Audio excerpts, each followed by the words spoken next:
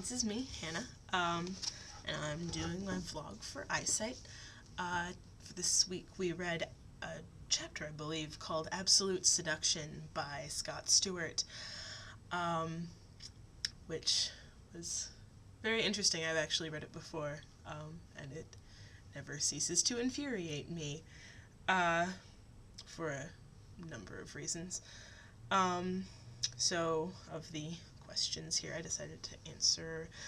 Stewart describes himself as a nice guy, and how is he similar to the nice guys that Miller writes about in Toward a Performance Model of Sex. The primary similarity that I noticed was this sense of entitlement, that if you do this, this, this, and this, a woman will have sex with you, and if she doesn't, she's a bitch and probably a slut, which is always one of my favorite words to apply to women who won't sleep with men. Yes. How does Stewart separate love and sex in his mind, and what are the implications of this? What I got from this, I was trying to figure out, because it says love and sex were two different things to me, and I thought that women could be pursued for either. And then later he says something that about after this incident that he describes, he makes sex something more sacred. So I think the implication there is that love is more sacred.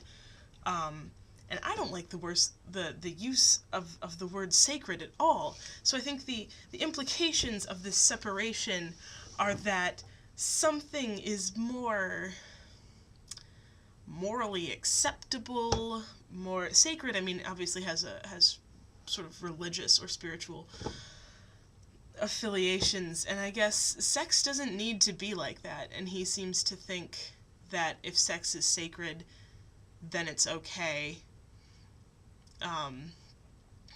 And I feel like a lot of sex that I have first-hand or second-hand knowledge of is not sacred. So, and I mean, I don't know. The use of the word sacred there just has implications that are very bothersome to me, and imply sort of some sort of a moralizing that I think he needs to think a little more about. What similarities do I see between Stewart and the undetected rapist? I see both Stewart and the undetected rapist have sort of a plan. They're going to get this girl drunk, and they're going to fuck her. And it's horrible. And also, this implies a lot of dehumanization on the parts of both the undetected rapist and Stewart. He doesn't think of Lisa as a person with her own life and desires and soul, thinking, anything. That is very much how the undetected rapist treats the many women who fall into his trap. I also chose to answer, what do you think of Stewart, and is he reformed?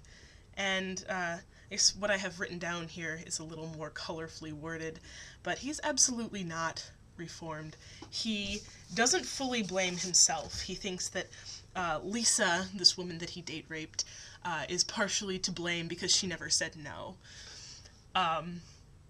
And, she willingly drank, and and that sickens me and makes me absolutely outraged. So, no, I would say, he says also that he has reduced the amount of pressure he's put on women. So he still pressures women, just not as much, so it's okay. He didn't, and I mean, he never suffered for this. He's like, oh, well, I feel bad now, and I'm like, oh, well, yeah, your life sucks, doesn't it? You got raped. Oh, wait, no, you didn't. Sorry, my emotions get the better of me there.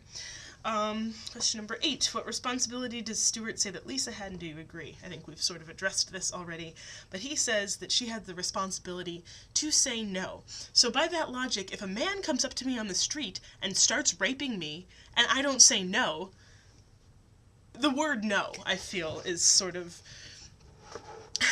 and, maybe the raping me on the street scenario is okay, but if a man comes up to me on the street and grabs my boob or something, and I don't, because, I haven't told him that's not okay, so it must be okay, is a stupid assertion. And I kind of want to take Stewart and be like, look, you say you've communicated with women and that you've had female friends, and you still think this? Like,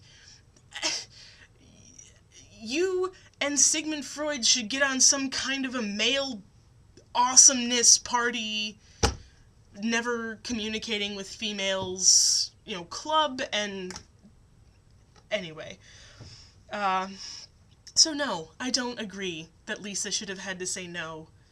I think the complete absence of a yes, or any participation. I mean, she's passing out. He says he pauses briefly to let her vomit into a trash can and then continues having sex with her. Like, this is not consent. It's about all I have to say on that.